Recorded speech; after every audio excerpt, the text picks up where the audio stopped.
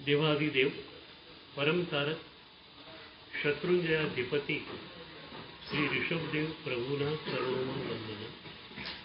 सदगुरुदेव पूज्यपाद अरविंद श्री दादाना चरणों वंदना। भीमसेन जोशी अपना दिग्गज संगीतकार। एक बार अनुराधा पौंडवाले भीमसेन जोशी ने पूछ्યું,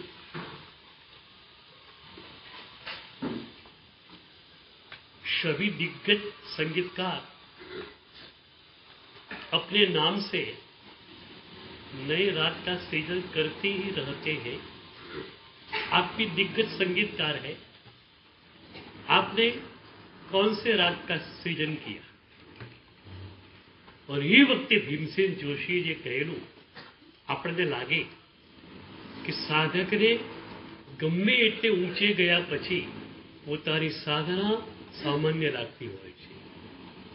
भीमसेन जोशीए कहूं, बेटी हम तो सासे रे तक भी नहीं पहुंचे हैं, राग के सृजन की बात क्या करती हो? आटलो मोटो दिग्गज संगीतकार अरे कहे छे कि हूँ साथी रे सुधी पहुंच्यो नहीं। आवा बीजा पण दिग्गज संगीतकारो थया जेमणे कह्युं छे पोतानी कैफियतमां कि एकमात्र साने ए लोकोए 10-10 वर्ष सुधी खोट्युं छे। सारेगम पदरीना 7 सुरोनी वात नथी करता है, एकमात्र सारे 10-10 वर्ष सुधी लगातार कलाको सुधी ए लोकोए घोटेલું છે અને ત્યારે એ સુર પર એમનું પ્રભુત્વ આવતું હોય છે। હું ઘણીવાર મારી વાચનામાં કહું કે ઇરિયા સમિતિને 10 વર્ષ 20 વર્ષ 25 વર્ષ જેમણે ઘૂંટી છે એવા મહાત્માને મળીએ ને ખ્યાલ આવે કે અનુભૂતિ શું ચીજ છે। अरे एवा अनुभूति संपन्न महात्मा ने मळीए ने तो आपणे पण ए अनुभूतिना मार्गे जवानुं मन थाय। स्वानुभूति माटे बे तत्वों अनिवार्य रूपे आवश्यक छे एम पूज्यपाद देवचंद्रजी महाराज साहेब 9मा स्तवनमा कहे छे। साक्षी भाव अने समर्पितता। गई काले जे पूज्यपाद श्रीनो कालधर्म थयो ए पूज्यपाद गुरुदेव अरविंद श्री दादा ने वर्षोथी एकदम नजीकथी माणवानो अवसर मने मळ्यो। साक्षी भावनी टोच पर समर्पिततानी टोच पर ए महापुरुष हता। एक बार मैं मारी वाचना में दादा माटे कहेलू मारा शिष्यों ने कि तमे लोकोए भगवत गीता वांची छे, स्थित प्रज्ञ साधक केवो होय एना विशेषणों एनुं वर्णन तमे भगवत गीता में वांचेलू छे, पण आपणा दादा स्थित प्रज्ञ छे, साक्षी भावनी ऊंची कक्षा पर पहुंचेला छे। मारी वाचना पछी मारो एक शिष्य मारी पासे आव्यो, मने के गुरुदेव आपनी बात बिल्कुल साची छे, मैं अनुभवी छे। एक विहार में मने दादा जोड़े रहेवानुं सौभाग्य मळ्युं। मैं जोयुं के दादानुं कर्तृत्व बिल्कुल छूटी गयुं छे। सवारे विहारनो समय थाय के साहेब विहार करवानो छे तो के चालो व्हीलचेर में बेसी जाए। सामे गाम गया, दर्शन की विधि थी, उपाश्रय में आव्या, पाठ पर विराजमान थया साहेब पोताना ध्यान में लागी जाए। शिष्यो वरीने आवे, साहेब जी नवकाशीनुं पचखाण पारो वापरवानुं छे, चालो वापरी लईए। सांजे कहेवामां आवे साहेब जी विहार छे, चालो त्यां। ई मारो शिष्य कहे छे कि गुरुदेव कर्तृत्वनी एक छांट मैं गुरुदेव में जोई नहीं। માત્ર સ્વીકાર, સર્વ સ્વીકાર. ચાલવાનું છે ચાલો, ખાવાનું છે ખાઈ લો, તમે કહો તેમ કરી લઈએ. એમનું પોતાનું કર્તૃત્વ બિલકુલ છૂટી ગયેલું. તો સાક્ષી ભાવના ટોચ પર એ મહાપુરુષ હતા. સમર્પિતતાની પણ ટોચ એમની પાસે હતી. આટલા મોટા ગચ્છાધિપતિ હતા. સતત અનુષ્ઠાનો એમની નિશ્રામાં ચાલતા જ રહેતા. ક્યારેક મારો શિષ્ય દાદાને કે દાદા આપની નિશ્રામાં તો આટલું બધું થઈ રહ્યું છે. તો દાદા હસતા હસતા કે નિશ્રા પરમાત્માની હોય ગાંડા ભાઈ, આપણી ના હોય. 2 દિવસ પહેલા હું વંદન કરવા માટે ગયો દાદાને. બેઠો દાદા જોડે,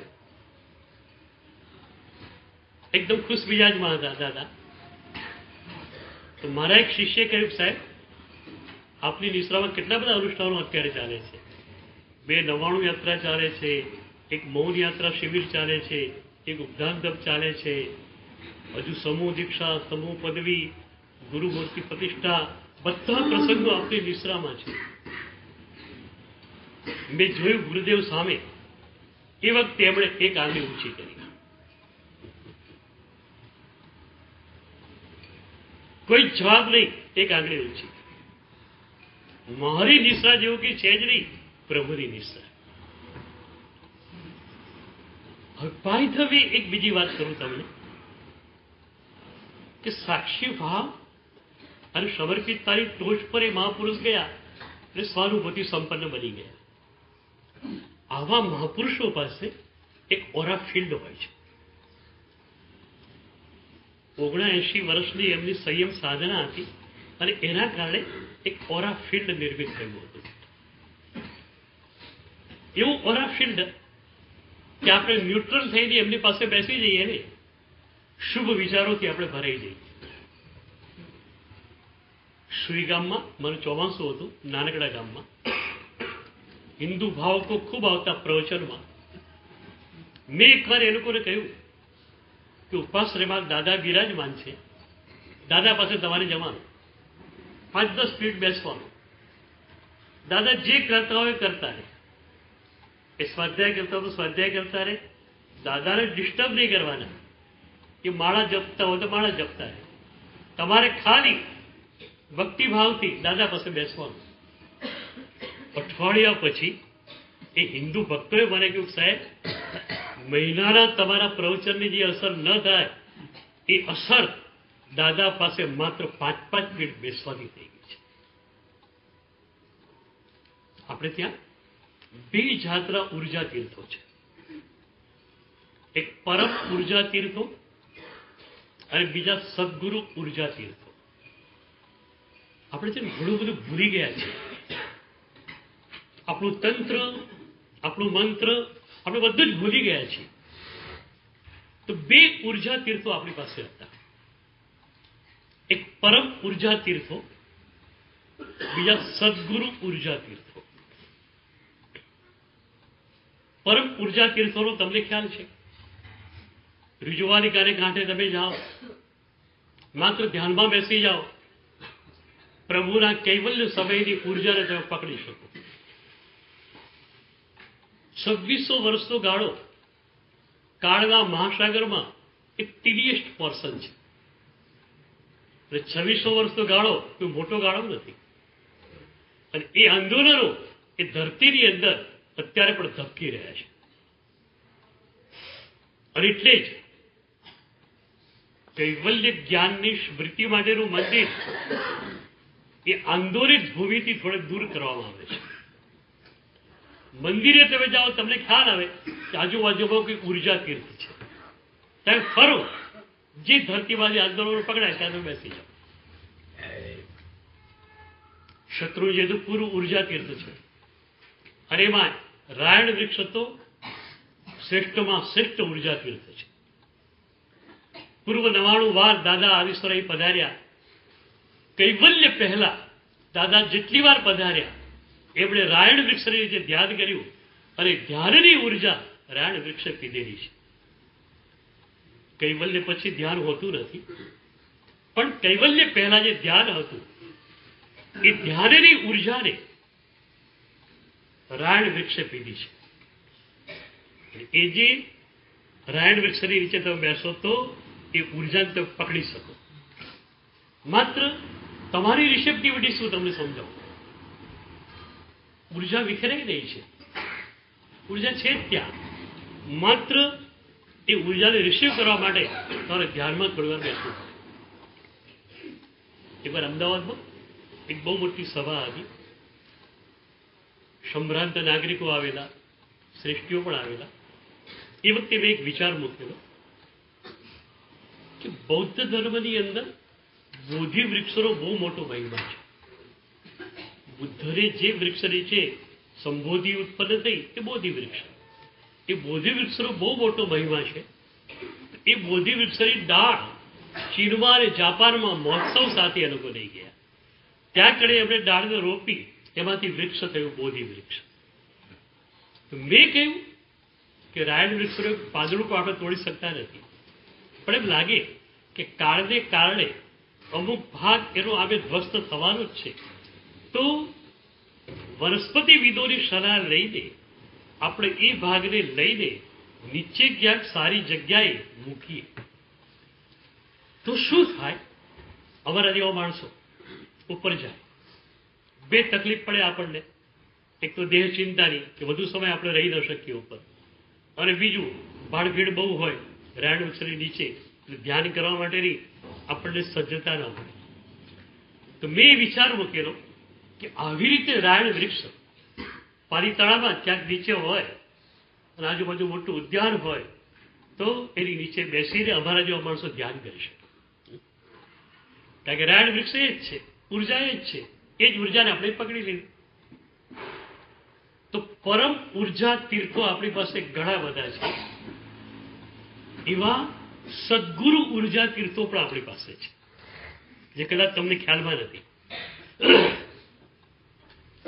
હું ઉના હજારા ગયેલો.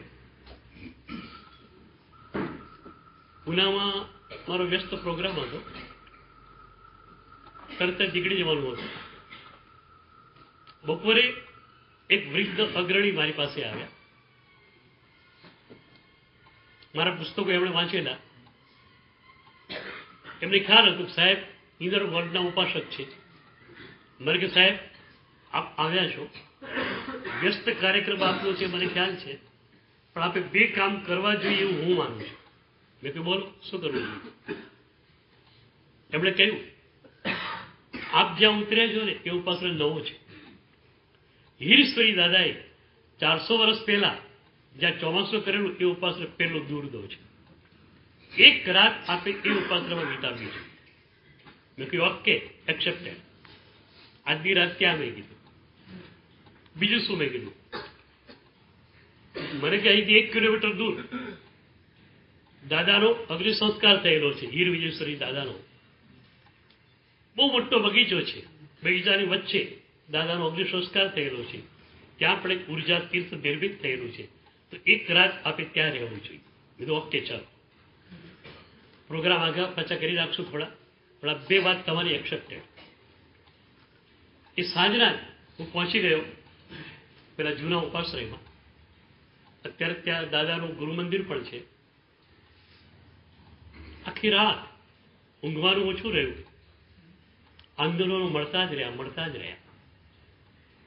આપણે લાગે કે સદગુરુ ખરેખર બિરાજમાન હતા અને સદગુરુએ ખરેખર અહીંયા સાધના કરેલી એની ઉર્જા આપણને 400 વર્ષ પછી પણ મળી રહી છે. વર્ષોનો કોઈ ફરક પડતો જ નથી મારી દૃષ્ટિએ. જર્ની ઇન ધ ટાઈમ તમે કરી શકો છો. 1 લાખ વર્ષ પાછા જવો તો વાંધો નથી, 1 લાખ વર્ષ આમ જવો તો પણ વાંધો નથી. જર્ની ઇન ધ ટાઈમ આરામથી થઈ શકે છે. એ આખી રાત દાદાના સાધનાના મજાના આંદોલનો મને મળ્યા. બીજા દિવસે સાંજે અમે શાહબાગ ગયા, જ્યાં દાદાનું ગુરુ મંદિર પણ છે. એ રાત તો એટલી મજાની ગઈ, ઉર્જા જ ઉર્જા પકડાઈ ગઈ. મજાની વાત એ હતી કે બહુ મોટો બગીચો એ વખતના શાસકે આપેલો ભેટ. અને એ બગીચાની વચ્ચે દાદાનો અગ્નિ સંસ્કાર થયેલો. એ જે ઉર્જા જે છે ને એ ત્યારે ત્યાં સચવાઈ રહી. આજુબાજુ એકદમ પવિત્રતા, વૃક્ષો જ વૃક્ષો માત્ર, એના કારણે ઉર્જા ત્યાં સચવાઈ ગઈ અને એક ઉર્જા તીર્થ નિર્મિત થઈ ગયું. એ રાત્રે પણ બહુ બધાના સંકેતો મળ્યા. મને એમ લાગ્યું કે હીર વિજયસુરી દાદા પછી જે સાધનાનું ડિલિંકિંગ થયું છે, અહીંયા જો અમારા જેવા સાધકો થોડો વખત રહે તો સાધનાનું લિંકિંગ થઈ શકે. તમે કદાચ ખ્યાલ હશે, હીર વિજયસુરી દાદાથી એક સાધનાનું ડિલિંકિંગ થયું. બન્યું એવું કે દાદા ઉનામાં ચોમાસું, એમના ફક્ત શિષ્ય વિજય સેનસુરી આગ્રામાં ચોમાસું. દાદાને પરીક્ષણ પછી લાગ્યું કે વધુ સમય હું રહેવાનું નથી. ખ્યાલ આવી ગયો. પોતાની પાસેની ગુહ્ય વિદ્યાઓ, ગુહ્ય આમનાઓ પોતાના ફક્ત શિષ્યને આપવા હતા. ન એ કાગળમાં લખીને કોઈને આપી શકાય એવા હતા, ન કોઈ શિષ્યને મોઢે કહીને એમને આપી શકાય એવા હતા. માત્ર ને માત્ર વિજય સેનસુરીને જ એ આમનાએ આપી શકાય એવા હતા. તો ગુરુવારે શું કર્યું? પોતે કાગળ લખ્યું વિજય સેનસુરી ઉપર કે આ પત્ર મળતાની સાથે ચોમાસામાં વિહાર કરી મારી પાસે આવી જાય. એ જમાના બીજા તો યંત્રો નહોતા. સાંઢળીઓ બહુ ઝડપી ચાલતી હતી. રોજના 50 ઘઉં, 60 ઘઉં, 70 ઘઉં, વ્યાજના 200, 300, 400 કિલોમીટર એવી સાંઢળી ઉપર માણસ મોકલ્યો. આગ્રા પહોંચ્યો. સેનસુરી માનસર પત્ર આપ્યો. એમણે પત્ર વાંચ્યો. ગુરુની આજ્ઞા છે, હજી વિચારવાનું કે હોતું નથી. એમણે સંઘને ભેગો કર્યો અને કે ગુરુદેવની આજ્ઞા છે, હું જાઉં છું, 2 શિષ્યોને આરાધના માટે મૂકી જાઉં છું. સંઘ પણ કેવો સમર્પિત. મેં પહેલા બી કહેલું કે આવા સંઘોની મને ઈર્ષા આવે છે. સંઘની એક વ્યક્તિ એવી નથી જેમ કે સાહેબ ચોમાસામાં વિહાર થતું હશે. ચોમાસામાં વિહાર થાય કે તમને ખબર છે, પણ ગુરુ કે જે કરવાનો તો કરવાનો. પછી અમારે ત્યાં છે ને પ્રભુની બધી જ આજ્ઞા સદગુરુ દ્વારા અમને છે. તમે પણ નક્કી રાખજો, પ્રભુની સીધી આજ્ઞા તમે ક્યારે પણ લેતા નહીં, વાય ગુરુ આવજો. એ તો ચોપડીમાં જોઈને તમે સીધી આજ્ઞાઓ લેવા માંડી પડશે. અમને પણ નિષેધ છે. ઉત્તરાધન સૂત્રમાં શું કહ્યું બોલો? પડવી પોરસી સજ્જાય અંબીએ જાણમ જીયાએ. પ્રભુદત્ત સાધના આપી દીધી કે પહેલા પ્રહરમાં સૂત્ર પોરસી, બીજામાં અર્થ પોરસી. પણ એ પછી તરત જ લખ્યું ઉચ્છેજ પંજરી ઉડો કેમ કાયમ મય. શિષ્ય ગુરુની પાસે આવે છે, વંદન કરે છે, હાથ જોડીને પૂછે છે ગુરુદેવ મારે આજે શું કરવાનું છે? કારણ પહેલા પ્રહરમાં સૂત્રપોરશી અને બીજા પ્રહરમાં અર્થપોરશી પ્રભુદત્ત આજ્ઞા છે. પ્રભુદત્ત આજ્ઞા મને ગુરુદત્ત રૂપે મળવી છે. તમે પણ યાદ રાખજો, કોઈ પણ આજ્ઞા સાધના સંબંધીની તમે ગુરુ પાસેથી જ લઈ શકો, શાસ્ત્રમાંથી લઈ શકો નહીં.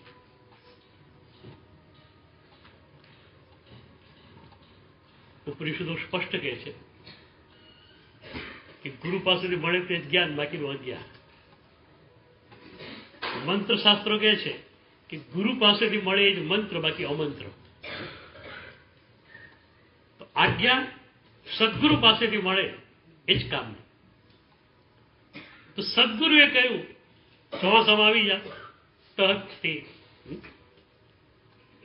ચોમાસામાં વિહાર કરે છે સેન્સરી વાળા. અને ભાદરવા સુદ 11 દિવસે પાટણ આવ્યા. રોજના 30-40 કિલોમીટર ચાલી રહ્યા છે. પાટણ આવ્યા, 10 વાગ્યાનો સમારોહ હશે અને દેવવંદન ચાલી રહ્યા છે. ધ્રાસકો પડે અત્યારે દેવવંદન કેમ પૂછ્યું તો ખબર પડી વીર વિજયસરી દાદા કાળ કરી ગયા છે. પછી જવાનો અર્થ નહોતો, પછી ત્યાં એમણે ચોમાસું પૂરું કર્યું. પણ હીર વિજયસરી દાદા જે આપવા માંગતા હતા વિજય સહેજપુરીને આપી ન શક્યા. એ તમે જુઓ, 400 વર્ષ પહેલાનો આપણો ઇતિહાસ, 400 વર્ષની અંદરનો ઇતિહાસ, બહુ ફરક છે. 400 વર્ષ પહેલા એક આધિપત્ય આપણી પાસે હતું, એક ક્ષત્રિય સામ્રાજ્ય હતું. એક જ તપા ગચ્છના અધિપતિ રહેતા, ભલે એમની નિષ્ઠામાં સેંકડો આચાર્યો હોય, સેંકડો પન્યાસો હોય, હજારો સાધુ સાધ્વીજી હોય, પણ સારો ભૌમ આચાર્ય એક જ છે. પણ હીર વિજયેશ્વરી દાદા જે આમનાઓ ન આપી શક્યા, એને કારણે અમુક સાધના જે છે તે વિચ્છિન્ન થઈ ગઈ. પણ મને એ ઉર્જા તીર્થમાં સંકેત મળ્યો કે જો અહીંયા થોડો સમય રહેવામાં આવે તો ઉર્જા હાજર છે, દાદા હાજર છે, તો દાદા પોતે આપણને સાધના આપી દે. ગુરુ ગયા એવું હું ક્યારે પણ કહેતો નથી. ગુરુનું શરીર ગયું, ગુરુની ઉર્જા તો અહીં છે. અને બહુ મજાની વાત તમને કહું, 100 વર્ષની ઉંમરના ગુરુ હોય કે આપણા ગુરુદેવ 90 વર્ષની વયના હતા. શરીર તો થાકી ગયેલું હતું, વાસક્ષેપ પણ બધાને આપી શકતા નહોતા, માંગલિક પણ બધાને સંભળાવી શકે એવું ન બને. તો એ આપણા ઉપર કામ શેનાથી કરતા હતા? શબ્દોથી કામ નહોતા કરતા, હાથથી પણ શક્તિપાત નહોતા કરતા, પોતાની ઉર્જા દ્વારા એ શક્તિપાત કરતા. આપણે માત્ર એમના ઓરા ફિલ્ડમાં બેસી જઈએ એટલે આપણી સાધના જેવી ઉશ્કેરી જાય. તમને ખબર છે, વંદન સૂત્રમાં ગુરુના ઓરા ફિલ્ડમાં જવા માટે તમે અનુજ્ઞા માંગો છો. મેવી ઉગ્રહમ મીત અવગ્રહ ઓરા ફિલ્ડ. ગુરુના ઓરા ફિલ્ડમાં તમે વગર કારણે જઈ શકતા નથી. વંદન કરવું છે, ગુરુના ચરણે સ્પર્શ કરવો છે, એટલા માટે ગુરુની રજા માંગ્યા છે. વિઉગ્રહમ, આપણા મીત અવગ્રહમાં, આપના ઓરા ફિલ્ડમાં હું પ્રવેશું. તરત જ બોલે, નિશ્ચિહી સાહેબજી, ખાલી થઈને આવું છું, મને આવવાની પરવાનગી આપો. ગુરુ પરવાનગી આપે અને ગુરુ ભરી પણ આપે આપણને. આપણે ખાલી થઈને જઈએ, ગુરુ ભરી આપે આપણને. તો જેવી રીતે આપણી પાસે પરમ ઉર્જા તીર્થો છે, એવા જ આપણી પાસે સદગુરુ ઉર્જા તીર્થો છે. સમાધિ રચવાનું કારણ આ જ હતું, ગુરુ મંદિરો બનાવવાનું કારણ આ જ હતું. ઉર્જાને કેન્દ્રિત તમે કરી શકો. આજે હું શંખેશ્વર જાઉં, વ્યસ્ત કાર્યક્રમ હોય છે મારો, સવારે જવું, સાંજે મારે નીકળી જવાનું હોય, દાદા પાસે તો બેસવાનું જ હોય. કલાપુરુષોની દાદાની સમાધિએ પણ હું જાઉં. કલાપુરુષોની દાદાની સમાધિએ જાઉં, ગ્રાઉન્ડ ફ્લોરમાં, બેસમેન્ટમાં જે સાહેબની ચરણ પાદુકા છે, ત્યાં મસ્તક ટેકવી અને રવાના થઈ જાઉં. સમય ન હોય તો ઉપર નથી જતો, ઉપર ના મળે, પણ એ ચરણ પાદુકા જે છે ત્યાં સ્પર્શ કરી લઉં છું, કારણ કે ઓરા ફિલ્ડ ત્યાં નિર્મિત થઈ રહ્યું છે. એટલે મને પોતાને આવા સદગુરુ ઉર્જા તીર્થોનો બહુ જ અનુભવ છે. અને આ એક આપણી મજાની પરંપરા છે. અમદાવાદના લોકોને ખબર છે, દોશીવાડાની પોળમાં વિદ્યાશાળા જે છે એ ઉર્જા તીર્થ છે. આપણા સદભાગ્ય પૂજ્યપાદ સિદ્ધેશ્વરી દાદાને 40 વર્ષ સુધી એક જગ્યાએ રહેવાનું હતું.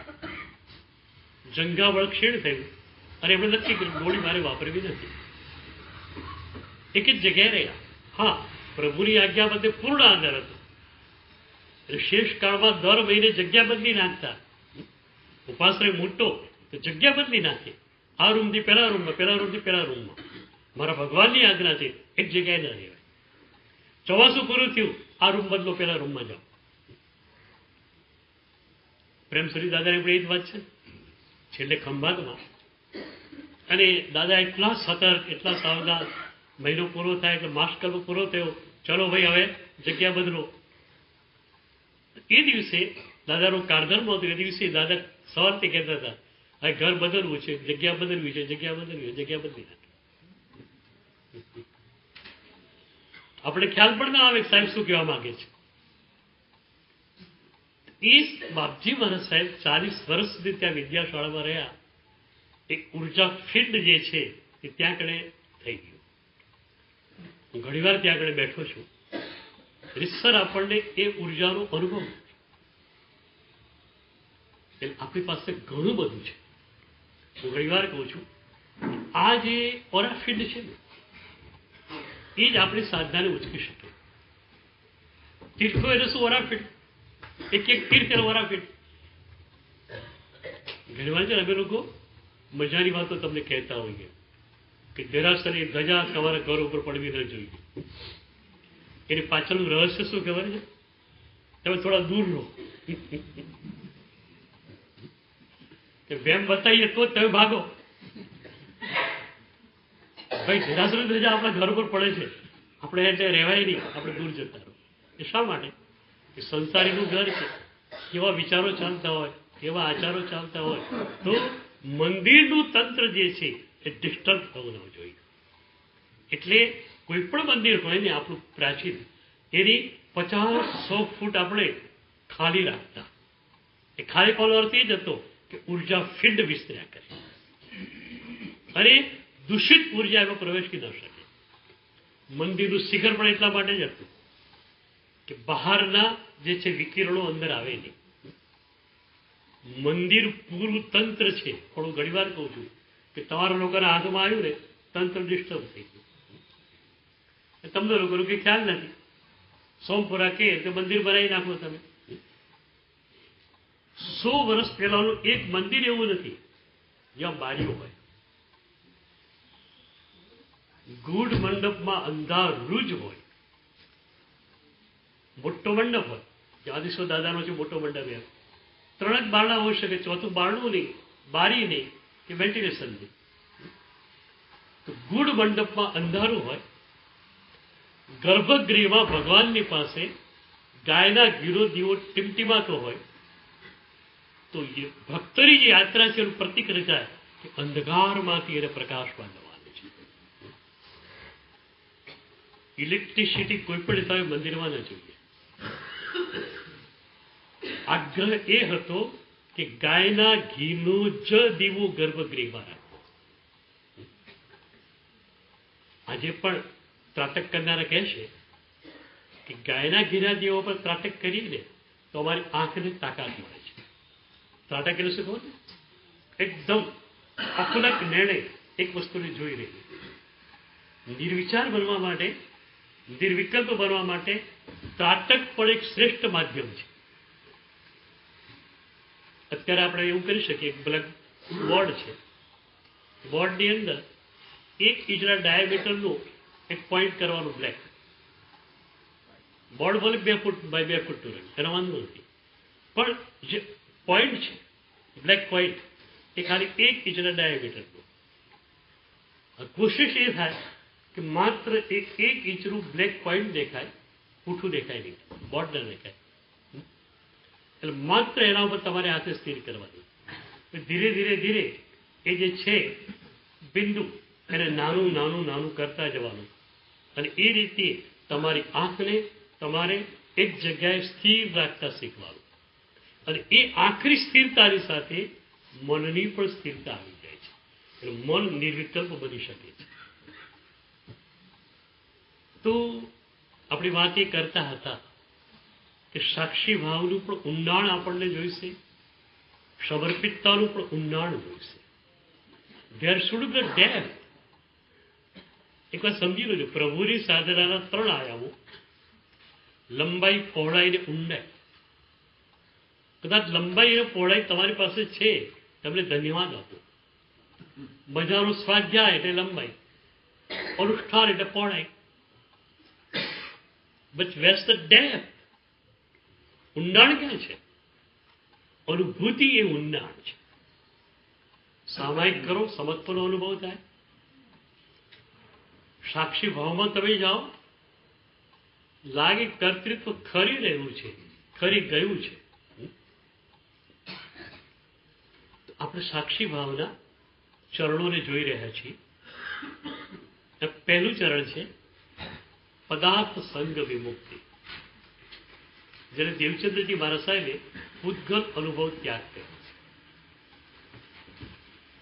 પૂતગલોનો વપરાશ કરો એનો રાગદ્વેષાત્મક અનુભવ નહીં. બોલો આમાં અઘરું શું પડે? બોલો તમને 5 વાર ચા પીવો ના નથી આમ સુધી બધે પીવડાવતા નથી. પીવડાય 5 વાર ચા પીવો અમને વાંધો નથી, 3 વાર ખાઓ અમને વાંધો નથી. ઉપયોગ એમાં ન રાખો. ઉપયોગ પરમાં અનંતા જન્મો સુધી રાખ્યો. હવે ઉપયોગને ઉચકીને સોમાં લાવો છે. ક્રિયા ભલે પરદી ચાલે, ક્રિયા ભલે પરદી ચાલે, કરતા સોમાં હોવો જોઈએ. અમારી ગોત્રી એ જ છે. ક્રિયા ખાવાની ચાલે છે. એ મુનિરાજ જે છે સોમાં ડૂબી ગયેલ છે. માત્ર શરીરને જોઈએ છે માટે આપી દે છે. હું એક મુનિરાજની વાત ઘણી વાર કરું છું. વોરવા ગયેલા, વોરીને આવ્યા, ગાલ પર કોઈ પથ્થર મારેલો છે, લોહી દદડે છે ગાલમાં. ગુરુ પાસે આવ્યા, ગુરુએ જોયું લોહી દદડે છે ગાલમાંથી. ગુરુ તો જ્ઞાની છે. ગુરુ એ પૂછતા નથી તારે કોણે પથ્થર લગાવ્યો. તમારે દીકરાને પથ્થર માર્યો કોઈ, તમે શું પૂછો? કોણે માર્યો? કોણે માર્યો? સાચું કહો. કર્મગ્રંથ ભણેલા હોય તમે લોકો શું કહો? એના કર્મે માર્યો. કોણે માર્યો? તમને કડવા 5 શબ્દો કયા તો કોણે કયા? એ સામેની વ્યક્તિએ કયા કે તમારા કર્મે કયા? મારે તમને ત્યાં સુધી લઈ જવા છે કે અડધો કલાક રફલી એકદમ કડક શબ્દોમાં તમને કોઈ કહે તો પણ તમને એમ જ થાય કે મારું કર્મ કેટલું ખરાબ છે કે આવા સજ્જન માણસ પાસે આવા શબ્દો બોલાવરાવે છે. અને એ સજ્જન પુરુષ આ રીતે આવા વિચારોમાં આવીને કરો બંધ કરી રહ્યા છે. તમને એમ થાય કે આ માણસ તો સજ્જન છે, એકદમ સજ્જન છે, મારું કર્મ ખરાબ છે. અને એટલે અડધો કલાકે અંકલ બોલતા બંધ થાય તમે શું કહેશો? અંકલ મને સુધારવા માટે બહુ મહેનત કરી, થોડું જ્યુસ લેશો? તમારા ગળાનો શોષ પડ્યો. આ ભૂમિકા તમારી ના હોય?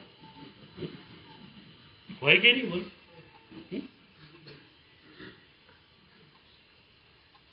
કર્મગ્રંથ ભણ્યા 6, પંચસંગ્રહ કર્યો, કર્મ પેઢી કરી, 100% રિઝલ્ટ આવ્યું.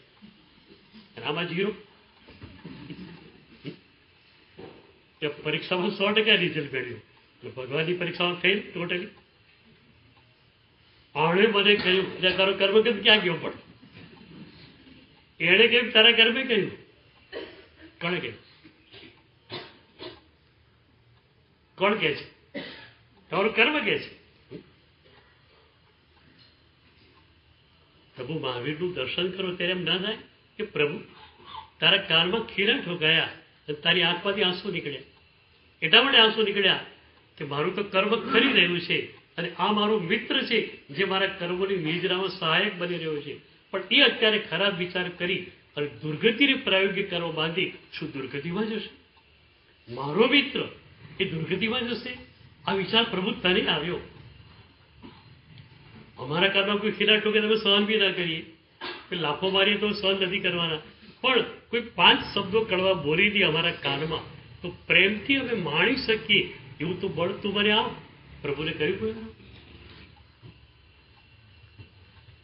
તો ગુરુ પૂછતા નથી બેટા તને કોણે માર્યું, પણ ગુરુ પૂછે છે કે તું 2-3-4 શેરી ફરવા માટે ગયો હોઈશ, ત્યારે ખ્યાલ આવે છે કે કઈ શેરીમાંથી કયા ઘર પાસેથી પથ્થર નીકળ્યો હશે.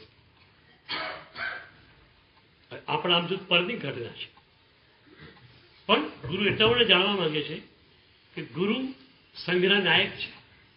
ગુરુને વિચાર આવ્યો આજ તો આ સાધુ હતો, કારણ કે સાધ્વીજી ભગવતી હોય અને આ માણસ જે સાધુને પથ્થર મારનારો હોય સાધ્વીજી ભગવતીને હેરાન કરે તો, એટલે આવો કોઈ માણસ હોય તો મારે સંઘના અગ્રણીઓ સૂચના આપવી જોઈએ કે કોઈ પણ સાધુ કે સાધ્ય હોય તમારા ગામમાં આવે તો આ શેરીમાં એને મોકલવાના નહીં, અને કદાચ એ જવું પડે તો તમારે સાથે રહેવા.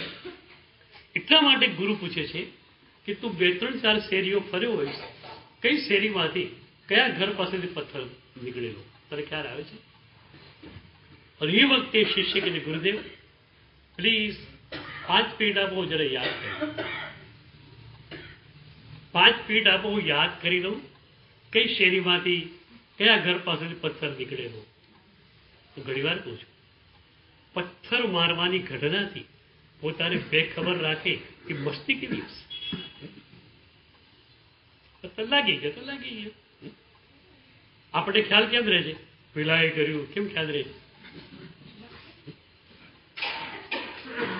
આપણે ઘટનાને મહત્વ આપીએ છીએ. માટે આ ઘટનાને કે મહત્વ આપવા જેવું છે? મેં બંધ કરેલો, ઉદયમાં આવ્યો, ભોગવેલો, વાત પૂરી થઈ ગઈ. હવે બીજું આવે જ છે ક્યાં? મારે તમને પૂછવું છે, બીજું છે જ ક્યાં આમાં? તમે જ તમે છો, કરો બાજદાર તમે છો, સત્તામાં થયો, ઉદયમાં આવ્યો, ઉદયમાં તો ભોગવી લો, એન્જોય કરો. હું તો કહું છું, હું તો ભોગવી લો કે એનારો માણસ નથી. ઉદયને આમ માણો, મજા આવે. કારણ ક્ષીણ થઈ રહ્યું છે બધું. સાદા વિદ્ય ક્રમનો ઉદય હોય, શરીર પથારીમાં પડેલું હોય, મન ક્યાં હોય? પ્રભુમાં. પૂછો કેમ છો? અરે બહુ સાદામાં. જ્ઞાન વિભુરશ્વરી મહારાજ સુરત પાસે રાંદેરમાં તબિયત એટલી બધી ખરાબ થઈ ગયેલી કે લગભગ સુતેલા રહેવું પડે. એ અરસામાં એમણે નિયમ લીધો કે રોજ શત્રુંજય ગિરિરાજનું એક સ્તવન નવું બનાવવું અને પછી જ વાપરવું. એ પહેલા વાપરવું. શત્રુંજય ગિરિરાજ અમારી બહુ ભાવના, યાત્રા કરવાની બહુ ઈચ્છા, પણ શરીર ખખડી ગયું છે, ચાલી શકાય એવું ઉપાશ્રયમાં પણ નથી, બેડ રેસ્ટમાં છે. હવે ભાવથી જ યાત્રા કરવાની હોય તો નિયમ લીધો કે રોજ એક સ્તવન નવું બનાવવું, પછી જ નૌકારથી પારવાની વાત. નૌકારથી થાય, પોરસી થાય, શાળપોરસી થાય, જે પણ થાય તે, પણ એક સ્તવન નવું ન બને ત્યાં સુધી પચખાણ પારવાનું નહીં. એટલે આ શું હતું? શરીર ભલે પીડામાં હોય, મન પ્રભુમાં. સ્તવન કેમ બનાવો એ જ વિચાર આવે, બીજો કોઈ વિચાર જ ના આવે. તો સાક્ષી ભાવને આપણે જરા થોડો ઊંડો બનાવવો છે. તો બેનો, પદાર્થો પ્રત્યે સાક્ષી ભાવ અઘરું નથી ને? કઈ આમ કપડા પહેરી લીધા, બરોબર, કેવા કપડા છે એનો કઈ વધારે પડતો આગ્રહ ના રહે, કોઈ ખ્યાલ પણ ના રહે. પછી આપણે બીજું કેવું છે તો શબ્દનું, શબ્દ વપરાઈ ગયો. પ્રભુ તમારા કંઠેથી વયા, વયા પ્રભુ તમારા કંઠેથી. અહંકાર તમે કરો, હું બોલ્યો, તું બોલ્યો તો ભગવાન બોલ્યા તારા કંઠે. એક વાર યાદ રાખો, તમે જ્યાં સુધી બોલશો ત્યાં સુધી મજા નહીં આવે કોઈ પણ શ્રોતાની. મારો પોતાનો અનુભવ, યશો વિજય બોલતું હતું ત્યાં સુધી કોઈને મજા બી નથી આવતી, મને નથી આવતી, બીજા ક્યાંથી આવે? યશો વિજય નામની સંગઠના લુપ્ત થઈ પછી મને પ્રભુને સાંભળવાની મજા આવે છે. તો પ્રભુ તમારા કંઠેથી પ્રગટે છે. તમે સી રીતે કહો હું બોલ્યો? તમારી આંખમાં તો આંસુ હોય. પ્રભુએ મારા કંઠનો ઉપયોગ કર્યો. પ્રભુની પાસે અગણિત સાઉન્ડ સિસ્ટમ્સ છે, અને છતાં પ્રભુએ મારી સાઉન્ડ સિસ્ટમને વાપરી. એક સ્તવન સરસ ગાયું, કંઠ તમારો સરસ છે, એ સ્તવન ગાયું, એક ગાતા ગાતા અને ગાઈ રહ્યા પછી આંખો ભીરી ભીરી થઈ જાય. પ્રભુ મારા કંઠેથી ગયા. અને આ ભૂમિકા નહીં મળે ને ત્યાં સુધી સમર્પણનું એક પગથિયું પણ આપણે ચડી શકશું. હું એક ગામમાં ગયો, સ્વાગત યાત્રા થઈ, વ્યાખ્યાન થયું, ચૈત્ય પરિપાટી હતી. ચૈત્ય પરિપાટીમાં હું ગયો, 1000 માણસ, મોટું દેરાસર, એક ભાઈએ સ્તવનો આદેશ માંગ્યો. હું તો એ ગામથી અજાણ્યો હતો. મારી જોડે એક શ્રાવક ભાઈ હતા કે સાહેબ આ આદેશ માગે છે, એમનો કંઠ બહુ સારો છે, તો એમને આદેશ આપજો. મેં એને આદેશ આપ્યો. એટલો સુરીલો એનો કંઠ, એટલી સરસ રીતે એમ સ્તવન ગાયું, મારી આંખો મીંજાણ. બીજા દિવસે મારે ત્યાં જ રહેવાનું હતું. હું સવારે દેરાસરે ગયો. યોગાનુયોગ એ જ ભાઈ ત્યાં આગળ બેઠેલા ચૈત્યવંદન કરતા હતા.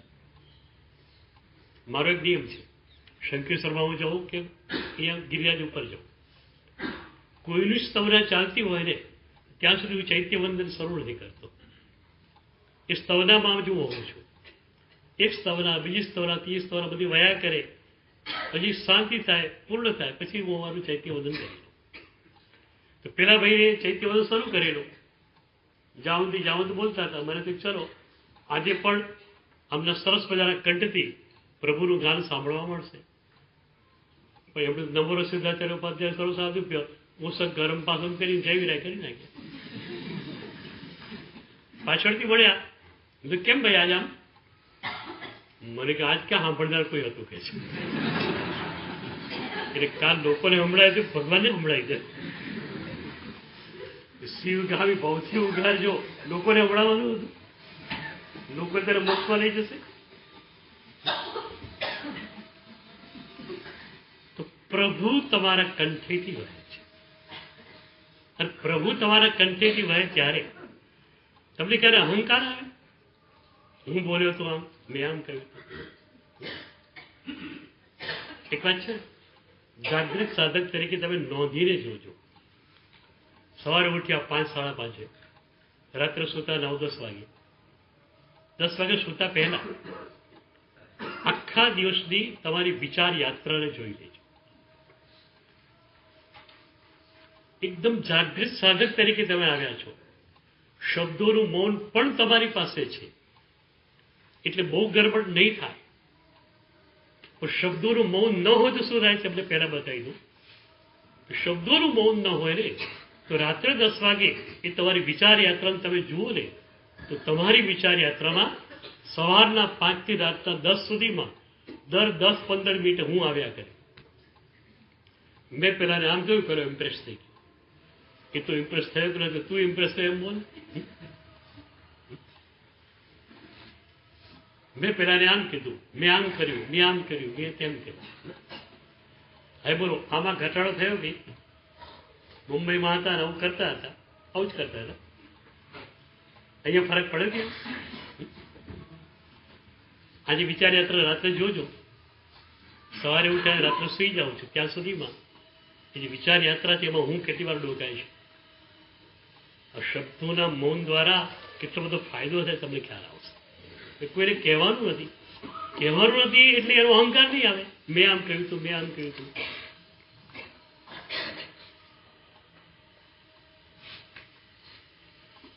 તો શબ્દો પ્રત્યેનું પણ સાક્ષી ભાવ, કાર્યો પ્રત્યેનો સાક્ષી ભાવ, પછી શબ્દો પ્રત્યેનો સાક્ષી ભાવ, પછી વિચાર પ્રત્યેનો સાક્ષી ભાવ. પણ મૂળ સૂત્ર શું છે? જાગૃતિ. શબ્દોનું મૌન આજે પૂરું થવાનું, કાલે પૂરું થવાનું તમારું. કાલે યાત્રા કરશો, ઘણી વાર યાત્રા કરી હશે તમે, આ યાત્રા તમારી કદાચ જુદી હશે. જો મૌનપૂર્વક તમે યાત્રા કરશો, તમને બી લાગશે કે આદિશ્વર દાદા તમને બોલાવી રહ્યા છે. આદિશ્વર દાદા કદાચ એમના સામે બેસવામાં ફર્સ્ટ પ્રેફરન્સ તમને આપશે. ભગવાનને પણ સાધકો ગમે છે, ભગવાનને પણ ભક્તો ગમે છે.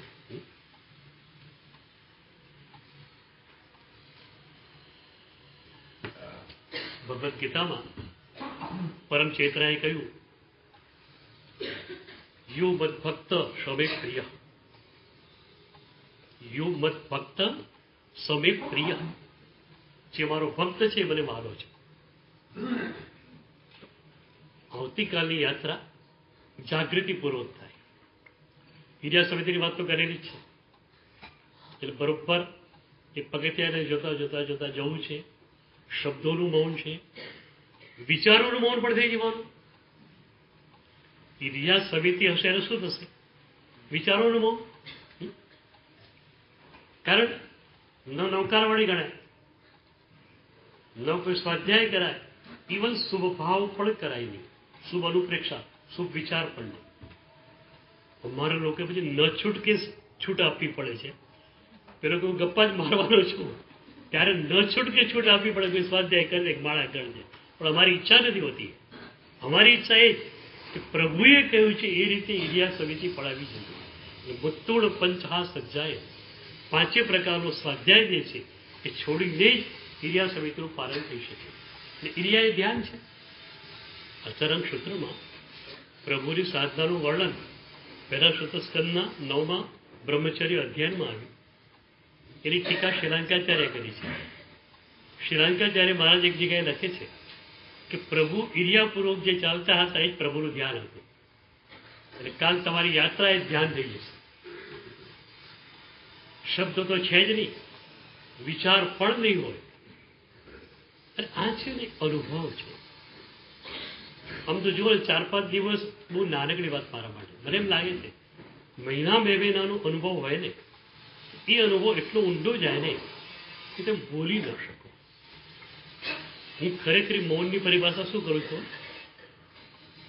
ભલે તમે 4 કલાકનું મૌન કર્યું, તો 4 કલાકનું મૌન કર્યા પછી મૌનનો સમય પૂરો થઈ ગયો, તમને બોલતા અડધો પોણો કલાક લાગે, તમે બોલી શકો નહીં.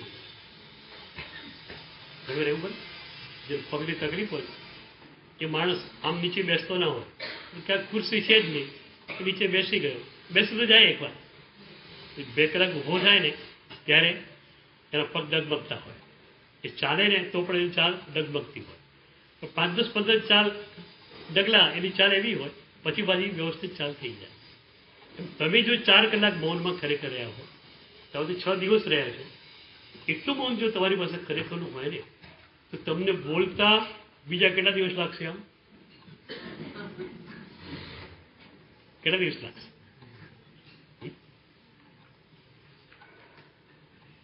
બોલો, કેટલા દિવસ લાગે? ખરેખર મૌન ગમી ગયેલું હોય તો બોલી શકો નહીં. You can't speak. અને જો હું ઘણી વાર કહું છું કે 4 કલાકનું મૌન નક્કી કર્યું, 12 વાગે મૌન પૂરું થાય છે, 11:30 કોકે કંઈક કહ્યું, એટલે 11:30 મનમાં ચાલે આ પૂરું થાય એટલી વાર છે, 12 વાગે એટલી વાર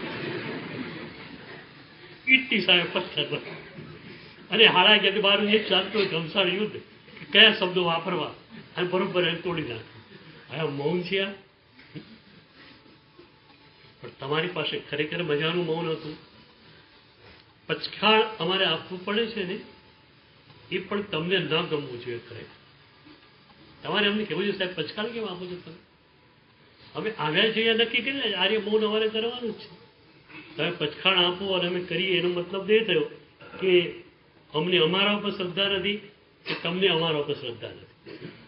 મને તમારા ઉપર શ્રદ્ધા છે. તમારે એમ કહેવું જોઈએ, ભલે કાગળમાં લખીને કહો સાહેબ કોઈ જરૂરિયાત નથી પ્રતિજ્ઞા આપવાની, અમે કોઈ પણ હિસાબે એક પણ શબ્દ બોલવાના નથી અને નથી જ. અને એ શબ્દોનું મૌન ખરેખર અટકશે તો જ વિચારોનું મૌન અટકશે. બાકી તમારી પાસે વિચારોનું મૌન જે છે એની આશા સ્વપ્ને પણ રાખી ન શકે. એટલે શબ્દોનું મૌન બહુ જ જરૂરી છે. તો આવતીકાલની યાત્રા તમારી એવી થવી જોઈએ કે તમે ઘરે જઈને પણ કહી શકો કે આ સુપર યાત્રા તો ઘણી કરી, આ યાત્રા એટલે અદ્ભુત, એનો આનંદ જ એક અનોખો હતો. આવી રીતે જાગૃતિપૂર્વક યાત્રા કરવી છે. આજે તમારો છેલ્લો દિવસ છે, તો માત્ર 2 વાત કરી દઉં. સાક્ષી ભાવ અને સમર્પણ, એ બેને લઈને પદાર્થોની દુનિયામાં રહેવાનું છે તો પદાર્થો પ્રત્યે વધુ પડતી આસક્તિ રાખજો. શિવચંદ્ર સુરીજીએ મધુસૂદન ઢાકીની એક મજાની વાત લખેલી અનુસંધાનમાં. મધુસૂદન ઢાકી આપણા બહુ મોટા પુરાતત્વ વેદતા, જે ભારતના પુરાતત્વ વેદતાઓ ગણાય ને એમાં એમનો નંબર આવતો, એટલા મોટા વિદ્વાન. એ મધુસૂદન ઢાકી પત્ની એક્સપાયર થઈ ગયેલી, પોતે વૃદ્ધ થયા. શિવચંદ્ર સુરી જોડે એમને ગૌરવો. શિવચંદ્ર સુરી ઘણીવાર એમને વળવા માટે જાય, એ વૃદ્ધ હતા, આવી શકે નહીં, તો શિવચંદ્ર સુરી પોતે જાય. મધુસૂદન ઢાકીને એકમાત્ર શોખ હતો સોનાના દાગીનાઓનો. બહુ મજાના એકદમ ડિઝાઇનર દાગીનાઓ એમની પાસે રહે, પણ પછી આપવા માંડે બધાને, જે આવે એને ભેટ આપે. એકવાર શિવચંદ્ર સુરીએ પૂછ્યું કે તમને તો બહુ શોખ છે, આનો ગાંડો શોખ હતો, હવે કેવું આપવા માંડ્યા બધાને? એમણે જે વાત કરીને શિવચંદ્ર સુરી જે સ્પર્શી ગઈ, મને પણ સ્પર્શી ગઈ. એ મધુસૂદન ઢાકી કહે છે, મારા સાહેબ હવે જીવનની નૌકા છૂટવાની પળ આવી ગઈ છે.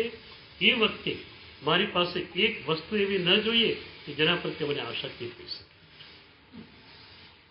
મારી આજુબાજુમાં એક પદાર્થ એવો ન જોઈએ કે જેના પ્રત્યે મને આસક્તિ થાય. સર્વેશ્વરી દાદાના જીવનમાં આ જ જોયું. એમણે ક્યારથી બધું છોડી દીધેલું હતું. શરીરનું પણ ખ્યાલ નહોતા રાખતા. આપણને લાગે કે પદાર્થોની તો વાત જ ક્યારે. પછી કોઈ વ્યક્તિનો પરિચયની વાત નહીં, કોઈ પદાર્થની જોડે સંબંધ નહીં, પોતાના શરીર જોડે પણ સંબંધ નહીં. તમે લોકો સાક્ષી ભાવમાં કેટલા આગળ જઈ શકો? ઘર છે તમારી પાસે, બધું છે, આસક્તિ બધું પડતી ન રાખો, આટલું કરી શકાય. જોઈએ સંસારી માણસ તો શેટર જોઈશે. હમણાં એક સરસ વાત કરું. એક સાધક હતો, ઘર હતું એની પાસે, પણ ઉપર છત 4 દિવાલ, ન ખુરશી, ન સોફા સેટ, ન કાંઈ. એકવાર એક મહેમાન એમણે ત્યાં આવ્યો, તો નવાઈ પામી ગયો. ખુરશી નહીં, સોફા સેટ નહીં, કશું જ નહીં, બેડ નહીં. એટલે નવાઈથી પૂછ્યું, ખુરશી, sofa set, bed, dining table? સાહેબ હસતા હસતા કહે છે, સાહેબ લઈને આવ્યા છો તો આપણે ઉતારી દઈએ અહીંયા બધું. પેલો કે હું તો મહેમાન છું, હું થોડું લઈને ફરું, આ મારું ઘર થોડું છે. સાધક કે સાહેબ મારે પણ એવું છે, અમારું ઘર નથી.